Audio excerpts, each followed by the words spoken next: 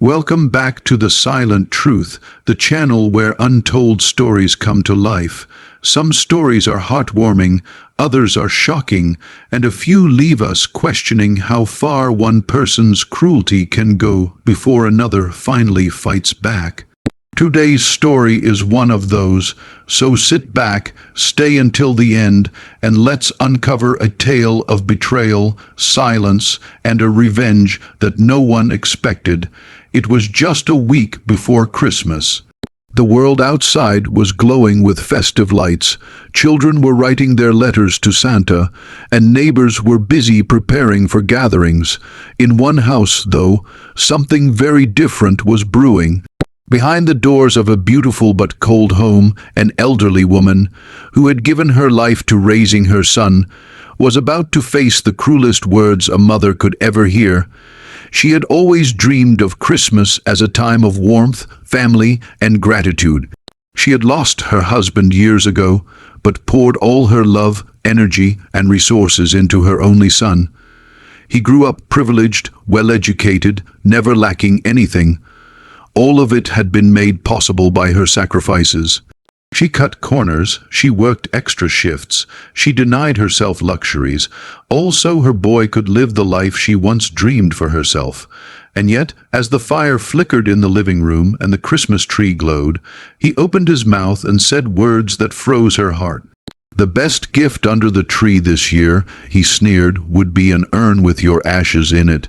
For a moment, silence filled the room. The woman sat still, her breath caught in her chest. She had expected many things, maybe an ungrateful comment, maybe a sarcastic remark about presents. But this was more than cruel, it was heartless. Her son looked at her with a mocking smile, perhaps expecting her to shout, cry, or even beg him to take it back. But she didn't. She stayed silent. Her lips tightened, her eyes turned cold, and in that silence, something inside her shifted. Years of sacrifice, years of enduring disrespect, years of hoping he would change, all of it ended in that moment. She smiled faintly, almost unnoticeably, and simply nodded as if his words hadn't cut her deeper than any knife could. He thought his mother was weak. He thought his words had broken her, but in truth, his cruelty had woken a side of her he had never seen. That night, while he slept soundly, convinced that he had once again insulted her without consequence, she sat awake in her room.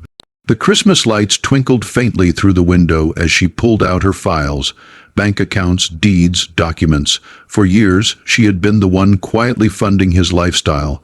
The house he lived in, the car he drove, the bills he paid, all of it had her name behind it. Without her, he would have nothing. The next morning, she made her move. She cut off every stream of money. Every card linked to her accounts was cancelled. Every allowance he had depended on was gone. She called her lawyer and finalized the documents she had been holding onto for months, transferring ownership of assets in ways that would exclude him completely. By the time the sun had set, she had vanished from his world. No calls, no explanations. She left quietly, but with purpose. He didn't know it yet, but his comfortable life had just been ripped away. Days passed, and the son grew frantic. At first, he thought it was a mistake. Maybe the bank had issues, maybe his mother had forgotten to transfer money, but soon reality hit him hard. His credit cards were declined, his car payments bounced, his bills piled up. For the first time in his life, he had to face the truth. He had no money of his own, no safety net, and no plan. Christmas Eve arrived. The house was quiet. Under the tree, instead of the piles of gifts he was used to, there was only one box. A single, neatly wrapped package with a note attached. It was in his mother's handwriting. His hands trembled as he opened it. Inside, there were no ashes, no sentimental gifts, only documents, legal papers that proved he had been cut off entirely. The deed to the house had been changed, the bank accounts were locked, The inheritance he had always assumed would one day be his was redirected to charities, to causes she believed in, and to people who actually needed it. The note was simple: "You wished for my ashes under the tree. Instead, I left you the truth. This is my gift to you, the end of the life you wasted, and the beginning of the nightmare you earned." His face drained of color as he realized the magnitude of what had just happened. He wasn't just broke, he was alone. His arrogance, his cruelty, his constant disrespect had left him with nothing but regret. Meanwhile, the mother sat in a small but cozy cabin she had rented far from the city. For the first time in years, she felt peace. She poured herself a cup of tea, looked out at the snow falling gently, and allowed herself to smile. She wasn't bitter, she wasn't angry. She had simply reclaimed her dignity. Her revenge hadn't been loud or violent. It had been silent, calculated, and devastating. Over the following weeks, the son's life unraveled. Creditors called daily. Friends who had once admired his wealth disappeared. Without money, he had no power, no charm, no influence. He applied for jobs, but with no work experience and an entitled attitude, he was quickly rejected. His once proud image crumbled into desperation. He tried reaching out to his mother, calling her, emailing her, even showing up at places she used to go, but she was gone. She had cut ties completely, leaving him to face the world without her shadow protecting him. For the first time in his life, he tasted the consequences of his own cruelty. Each night, he thought about the words he had thrown at her, how he had told the woman who gave him life that he wanted her dead. And each night, the silence of her absence became heavier. Months later, he found himself standing in front of the small cabin where she had moved.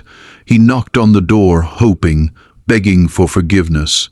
She opened the door slowly, looked at him, and saw the broken man he had become. He fell to his knees, tears streaming down his face, apologizing, pleading for another chance.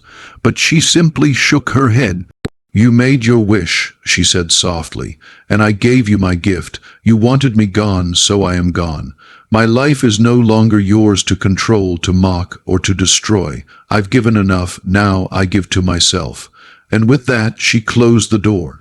The son staggered away, knowing deep down that he had lost not just money, not just comfort, but the only person who had ever truly cared for him.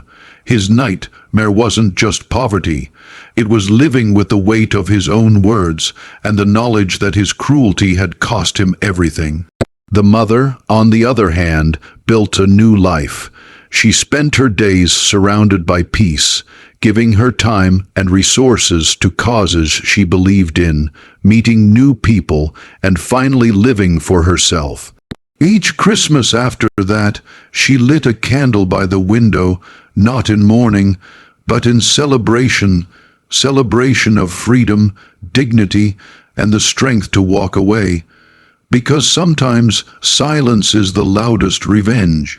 And sometimes the greatest gift you can give to someone who wishes for your ashes is to show them that you can live without them while they struggle to live without you. So the next time someone underestimates the quiet strength of a person they think they can control, they might want to think again. Because in silence, in patience, and in dignity, there is a power that can turn even the most comfortable life into a nightmare. Thank you for watching The Silent Truth. If you felt this story, if it made you think, or if it touched something deep inside you, make sure to like, share, and subscribe for more stories that reveal the truths people often keep hidden. Until next time, remember, sometimes silence says more than 1,000 words.